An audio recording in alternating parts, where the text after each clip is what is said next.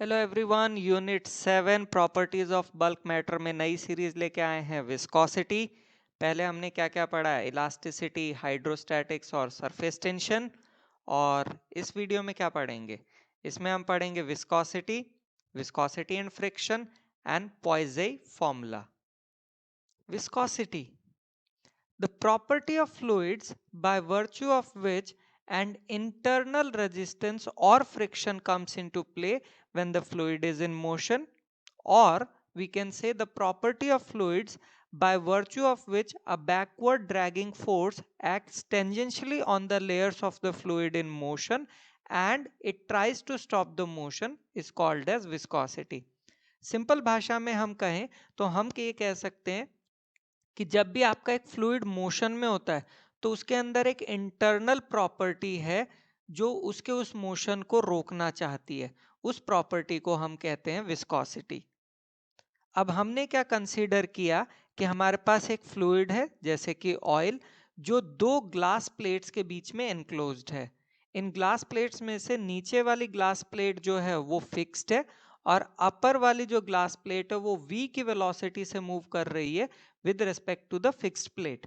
अब ये वाली फिक्स और ये वाली मूव कर रही है तो इसके कारण क्या होगा, ये जो आपका फ्लूइड है ये वाला शेप ले लेता है। अच्छा, अगर हमने क्या किया, ऑयल को रिप्लेस कर दिया हनी से, तो हमें ज्यादा फोर्स लगानी पड़ेगी इस प्लेट को सेम v की वेलोसिटी से मूव करने के लिए। इससे ये पता चलता है कि honey is more viscous than oil. अब ये चीज ध्यान रखो कि the fluid in contact with the surface has the same velocity as that of the surfaces. यानी कि ऊपर वाला v के वेलोसिटी से मूव कर रहा है और नीचे वाली जो लेयर है वो स्टेशनरी है। The velocities of the layers gradually decrease from top to bottom. यानी कि इसकी वेलोसिटी v ये थोड़ी कम और नीचे आते आते जीरो ही हो गई। For every layer of liquid, its upper layer pulls it forward while the lower layer pulls it backward with the viscous drag force. Coefficient of viscosity, जिसका सिंबल जो है उसे हम कहते हैं ईटा। तो ये हो गया ईटा। अच्छा, हमने दो पैरेलल लेयर्स ली P एंड Q, जो कि x और x प्लस dx के डिस्टेंस पे है सॉलिड सरफेस से। p लेयर की वेलोसिटी v है, q लेयर की वेलोसिटी v प्लस dv है। इन दोनों लेयर्स के बीच में रिलेटिव मोशन तभी हो सकता है जब कोई एक्सटर्नल फोर्स लगे। अब अगर एक्सटर्नल फोर्स लगेगी तो विस्कोसिटी के कारण क्या होगा, एक ड्रैग फोर्स भी लगेगी ऑपोजिट डायरेक्शन में, क्योंकि उसे रिलेटिव मोशन को रोकना है। न्यूटन ने ये कहा कि ये जो ड्रैग फोर्स है ये डिपेंड करती है, सबसे पहला area of layers in contact that is F is proportional to A, और दूसरा velocity gradient between the layers that is F is proportional to dv by dx, और ये हो गई 2। फ्रॉम 1 एंड 2 हम कह सकते हैं F is proportional to A dv by dx, या हम कह सकते हैं F is equals to minus of eta A dv by dx। ये ईटा तो प्रोपोर्शनलिटी का साइन हटाया, इसके लिए कांस्टेंट लगाया, और नेगेटिव साइन इसलिए है क्योंकि विस्कस फोर्स और लिक्विड फ्लो ऑपोजिट डायरेक्शंस में है। अगर A1 हो जाए और dv बाई dx भी 1 हो जाए तो क्या कह सकते हैं, eta is equals to F, minus नहीं ले रहे क्योंकि माइनस तो सिर्फ डायरेक्शन के लिए था, तो eta is equals to F. तो the coefficient of viscosity of a liquid may be defined as the tangential viscous force which maintains a unit velocity gradient between its two parallel layers, each of unit area. अब हम देखते हैं unit of coefficient of viscosity. तो इसकी SI unit होती है पॉइज़े, PL से represent करते हैं। 1 PL is equal to 1 newton second पर मीटर स्क्वायर। सीजीएस यूनिट होती है पॉइज, जो कि होती है 1 डाइन सेकेंड पर सेंटीमीटर स्क्वायर के बराबर। और 1 poiseuille is equals to 10 poise होता है। यहाँ कन्वर्जन दिखाया हुआ, यू कैन अंडरस्टैंड। अच्छा, अब कोएफिशिएंट ऑफ विस्कोसिटी से रिलेटेड कुछ बड़ा ही इंपॉर्टेंट और इंटरेस्टिंग है। हमने क्या कंसिडर किया कि एक विस्कस लिक्विड है दो ग्लास प्लेट्स के बीच में। अब क्या है, लिक्विड का मोशन हो रहा है, तो एक पोर्शन लिया था हमने MnOP, ठीक है। इसका शेप शिफ्ट हो जाएगा डेल्टा टी टाइम में, और ये शिफ्ट होके क्या शेप बन जाएगा इसका, ये शेप बन जाएगा MnRS के बराबर बन जाएगा। अच्छा, sharing strain in the liquid in delta T time कितना निकलेगा? शेयरिंग स्ट्रेन क्या होता है? Delta x upon L. Solids में क्या होता है, स्ट्रेस डिपेंड करता है स्ट्रेन पे, बट फ्लोइंग फ्लूइड्स में स्ट्रेस डिपेंड करता है rate of change of strain, यानी कि स्ट्रेन अपॉन टाइम। क्यों? क्योंकि फ्लोइंग फ्लूइड में क्या होता है, स्ट्रेन कॉन्टिन्यूसली इंक्रीज करता है। तो स्ट्रेन रेट कितना हो जाएगा, strain divided by delta T. Delta x by delta T क्या हो गया, वी, और ये एल तो था ही, तो ये वी बाय एल आ गया स्ट्रेन रेट। तो coefficient of viscosity for a fluid जो होगा वो होगा eta is equal to shearing stress upon strain rate, यानी कि F upon A divided by V by L, या हम लिख सकते हैं F L upon A V. Now what are the similarities between solid friction and viscosity? पहली बात, दोनों ही मोशन को अपोज करते हैं। दोनों तब आते हैं जब आपका रिलेटिव मोशन होता है, दोनों मॉलिक्यूलर अट्रैक्शन के कारण होते हैं। अब डिफरेंस क्या है दोनों में? तो सॉलिड फ्रिक्शन जो है वो एरिया ऑफ कांटेक्ट पे डिपेंड ही नहीं करता, जबकि विस्कोसिटी तो सरफेस एरिया से डायरेक्टली प्रोपोर्शनल है। सॉलिड फ्रिक्शन का टेम्परेचर पे कोई असर नहीं है, और विस्कोसिटी डिक्रीजेस विद टेम्परेचर। अब वेरिएशन ऑफ विस्कोसिटी अगर हम लिक्विड्स और गैसेस में देखें, तो पहला है इंक्रीज इन टेम्परेचर करते हो तो विस्कोसिटी लिक्विड्स में डिक्रीज करती है, गैसेस में इंक्रीज करती है। अगर प्रेशर इंक्रीज करते हो तो लिक्विड्स में विस्कोसिटी इंक्रीज करती है, सिर्फ वाटर में डिक्रीज करती है, और गैसेस में कोई चेंज नहीं आता है। फिर आता है आपका Poiseuille formula for flow of a liquid through a capillary tube. तो Poiseuille found that the volume of liquid flowing per second varies directly as the pressure difference across the two ends of the tube, यानी कि V is proportional to P. V is directly proportional to the fourth power of the radius of the tube, inversely proportional to the length of the tube, inversely proportional to the coefficient of viscosity of the liquid। चारों को जोड़ दें तो आता है V is proportional to P into R to the power of 4 divided by eta L, या हम लिख सकते हैं V is equal to pi by 8 P R to the power of 4 divided by eta L। चलिए कुछ examples करते हैं for better understanding of the topic. तो उसके लिए पहला सवाल, a metal plate 5 centimetre into 5 centimetre rest on a layer of castor oil 1 mm thick whose coefficient of viscosity is 1.55 newton second per metre square. What is the horizontal force required to move the plate with the speed of 2 centimetre पर second. तो क्या क्या given है हमें length और breadth given है जिसे हमने मीटर में कन्वर्ट किया, dx गिवन था mm में, उसे मीटर में कन्वर्ट किया, ईटा गिवन है, dv भी गिवन है, अगेन हमने सेंटीमीटर पर सेकंड से मीटर पर सेकंड में कन्वर्ट किया। एरिया ऑफ मेटल प्लेट कितना निकलेगा, a is equal to L into B, जो कि हमारा निकलता है 25 into 10⁻⁻⁴ metre square. Velocity gradient यानी कि dv बाई dx, इसमें वैल्यूज रखी तो आया 20 मीटर। ना रिक्वायर्ड हॉरिजॉन्टल फोर्स क्या होगी, F is equal to eta A dv by dx, हमने सारी वैल्यूज रखी तो आया 0.0775 newton. Question number 2, how is the knowledge of coefficient of viscosity helpful in selecting a suitable lubricant for a machine. तो coefficient of viscosity for different liquids is different. अगर आपको coefficient of viscosity की knowledge है different liquids के लिए और उसका variation with temperature अगर आपको पता है, तो आप क्या है एक मशीन के लिए सुटेबल लुब्रिकेंट चूज कर सकते हो, सेलेक्ट कर सकते हो। Question number 3, glycerine flows steadily through a horizontal tube of length 1.5 meter and radius 1 centimeter. If the amount of glycerine collected per second at one end is 4 into 10 to the power of minus 3 kg per second, what is the pressure difference between the two ends of the tube? Density of glycerine and coefficient of viscosity of glycerine is given. तो हमारे पास length है, radius है, उसे हमने metre में convert किया, density और coefficient of viscosity given है। अच्छा, अब ग्लिसरीन फ्लो कर रहा है at the rate of 4 into 10 to the power of -3 kg पर सेकेंड। इसका मतलब द मास ऑफ ग्लिसरीन पर second is 4 into 10 to the power of -3 kgs. Okay, now what is the volume of glycerine per second? Volume will be mass per second divided by density, that is giving us 3.08 into 10 to the power of -6 meter cube per second. Now according to Poiseuille formula, we can say V is equal to pi by 8 P into R to the power of 4 by eta L.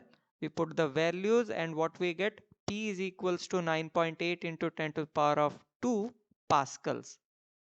Question number 4, a metal block of area 0.1 meter square is connected to a 0.01 kg mass via a string that passes over an ideal pulley considered massless and frictionless as shown in the figure.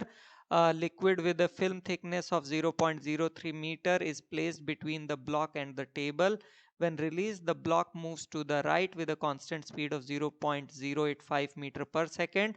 Find the coefficient of viscosity of the liquid. तो क्या क्या given है, area given है, mass given है, length given है और velocity given है। अच्छा, अब ये जो आपका मेटल ब्लॉक है राइट की तरफ मूव कर रहा है क्योंकि टेंशन इन द स्ट्रिंग, इसका मतलब जो टेंशन है वो should be equal to the weight of the suspended mass, यानी कि आपका शेयरिंग फोर्स यानी टेंशन कितना निकलेगा, mg के बराबर। वैल्यूज पुट की तो निकलता है 9.8 into 10 to the power of -2 Newton.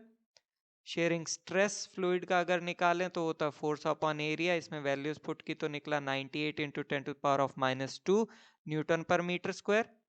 Strain rate is V by L, इसमें वैल्यूज पुट की तो ये निकला 2.83 per second. Now, what is your coefficient of viscosity? It is stress by strain rate. When you put the values, it gives 34.6 into 10 to the power of -2 Pascal second. Question number 5. Two capillary tubes of length 15 centimeter and 5 centimeter and radii 0.06 centimeter and 0.02 centimeter respectively are connected in series. If the pressure difference across the end faces is equal to the pressure of 15 centimeter high water column, then find the pressure difference across the first tube and the second tube. So what is given? L1, L2, R1, R2 and P1 plus P2 is given to us. Now, what is the volume of liquid per second through tube 1? It is V1 is equal to pi by 8 into P1 into R1 to the power of 4 divided by eta L1. इसमें values put कर दी. Similarly, volume of liquid per second through the tube 2, इसमें हमारा V2 निकला pi by 8 into P2 into 0.02 to the power of 4 divided by eta into 5. Now, if the tubes are connected in series, V1 is equals to V2, इसमें values put की तो हमारा यहाँ P1 by P2 आता है 1 by 27, या हम कह सकते हैं P2 is equals to 27 times of P1. अच्छा, अब हमें गिवन है P1 plus P2 is 15, इसमें हमने P2 की वैल्यू रखी, सॉल्व किया तो हमारे पास P1 कितना आता है, P1 आता है 15 by 28, that is 0.536 centimetre of water column. यहाँ से अब हम P2 भी निकाल सकते हैं। P2 will be equal to 27 times of P1, इसमें पुट किया तो ये निकला 14.46 centimetre of water column. Now is the time for recapitulation. So क्या क्या पढ़ा हमने, विस्कोसिटी की डेफिनेशन पढ़ी, फिर हमने कोएफिशिएंट ऑफ विस्कोसिटी जो कि है eta is equal to F D X upon A D V, या हम कह सकते हैं shearing stress by strain rate, that is F L over A V. Unit of viscosity poise और पॉइस CGS में, पॉइजी है SI में। फिर हमने इनका रिलेशन भी देखा, फिर पॉइज़ी फॉर्मूला देखा which is v is equal to pi by 8 into p into r to the power of 4 divided by eta l। Now is the time for assignment. 7 questions हैं, try करो, ना आए तो video को आगे देखो। चलिए असाइनमेंट सॉल्व करते हैं। पहला question, what is the cause of viscosity in a fluid, how does the flow of fluid depend on viscosity. तो internal friction is the cause of viscosity of a fluid and the flow of fluid decreases when viscosity increases, as viscosity is a frictional force. More friction, less flow. Fill in the blanks using the word from the list appended with each statement. Viscosity of gases dash with temperature, where a viscosity of liquid dash with temperature. तो भाई viscosity of gas increases with temperature and viscosity of liquid decreases with temperature. For solid with elastic modulus of rigidity, the shearing force is proportional to what of these factors, while for fluids it is proportional to, okay, तो simple भाषा में कहूँ solid के लिए तो shear strain और fluids में rate of shear strain आएगा आंसर में, यही बोला था ना। Question number 3, water flows faster than Honey, क्यों भाई? तो rate of flow of a liquid is inversely proportional to the coefficient of viscosity. Now coefficient of viscosity of water is less than the coefficient of viscosity of honey, तो इसका मतलब rate of flow water का ज़्यादा होगा, इसीलिए ज़्यादा तेज जाता है। Question number 4, if the rate of flow of liquid through a horizontal pipe of length L and radius R is Q, what is the rate of flow of liquid if the length and radius of the tube is doubled? तो rate of flow का formula है Q is equal to pi by 8 into P into R to the power of 4 divided by eta L. अब L dash हो गया 2L, R dash हो गया 2R, so Q dash will be equal to pi by 8 P into R dash to the power of 4 divided by eta into L dash. Okay, values रखी तो ये हमारा निकलता है 8 times of the initial value. Under a pressure head, the rate of flow of liquid through a pipe is Q. If the length of pipe is doubled and diameter is halved, what is the new rate of flow? ये तो ऊपर जैसा ही है, तो rate of flow का बताया था pi into P into R to power of 4 divided by 8 eta L. नए सिचुएशन में L डैश is 2L, new diameter is D by 2, so radius हो R dash is R by 2। तो new rate of flow इसमें values रखी तो ये कितना निकला 1/32 times of the initial rate of flow.